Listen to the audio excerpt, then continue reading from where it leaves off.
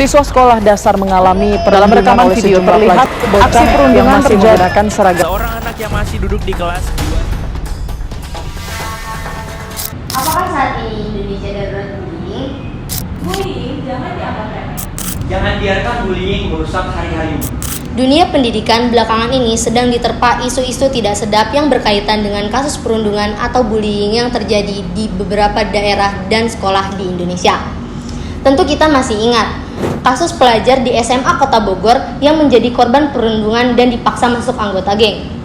Awalnya, para korban enggan untuk menceritakan kejadian ini kepada orang tuanya masing-masing atas intimidasi yang dilakukan oleh kakak kelasnya. Sebab kakak kelas mereka mengancam para korban agar tidak melaporkan kejadian ini kepada siapa-siapa. Dan apabila mereka enggan untuk masuk ke anggota geng tersebut, mereka dipaksa merekrut 10 pelajar lainnya untuk masuk anggota geng tersebut sebagai gantinya. Para pelaku pun akhirnya harus berurusan dengan hukum untuk mempertanggungjawabkan perbuatan mereka. Bullying atau perundungan tidak bisa dianggap sepele. Perundungan bisa dikatakan sebagai benih dari banyaknya kejahatan lainnya, seperti perampokan, perundungan, intimidasi, bahkan pembunuhan. Sangat membahayakan, bukan?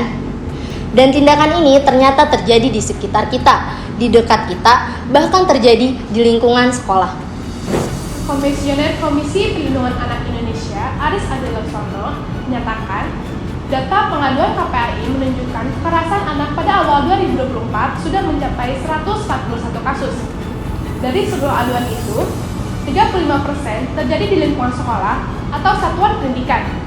Hasil pengawasan kekerasan di satuan pendidikan cenderung dilakukan secara berkelompok.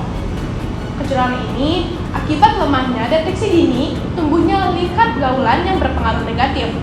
Jangan lupa, kegiatan belajar mengajar akan mencapai output dan kualitas yang unggul jika didukung oleh lingkungan yang aman, nyaman, ramah, dan menyenangkan. Kasus-kasus perundungan yang terjadi merupakan tanggung jawab semua pihak untuk mencegahnya, termasuk orang tua, para pendidik, dan seluruh masyarakat. Sekolah harus menjadi safe house, mendorong kreativitas, bukan ketakutan. Memungkinkan siswa untuk berkreasi, bermain, dan bersosialisasi tanpa beban. Mari bersatu untuk mengakhiri bullying. Jangan biarkan kata-kata menyakiti orang lain. Mari mulai gerakan kebaikan dan hentikan dorongan buruk. Kawan-kawan, ada beberapa hal sederhana yang bisa kamu lakukan untuk mencegah bullying. Yang pertama, tunjukkan prestasimu. Yang kedua, tunjukkan rasa percaya diri. Yang ketiga, jalin pertemanan dengan banyak orang. Yang keempat, jangan terpancing untuk melawan.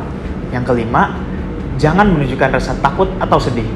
Karena pelaku bullying akan merasa senang jika korbannya merasa takut atau sedih.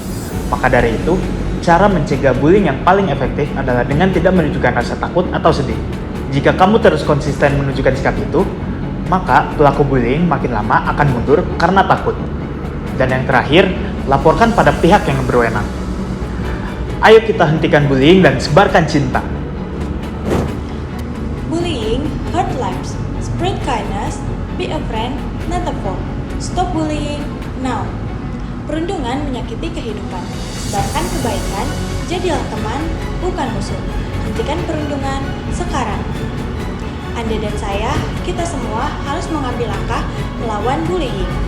Kita semua memiliki kewajiban untuk membuat sekolah dan komunitas kita aman untuk adik-adik kita, teman, dan sahabat kita di lingkungan sekolah dan dimanapun. Kita semua memiliki potensi dan bakat yang bisa kita kembangkan. Jangan biarkan bullying menghalangi impianmu. Be a voice of change. Stand against bullying.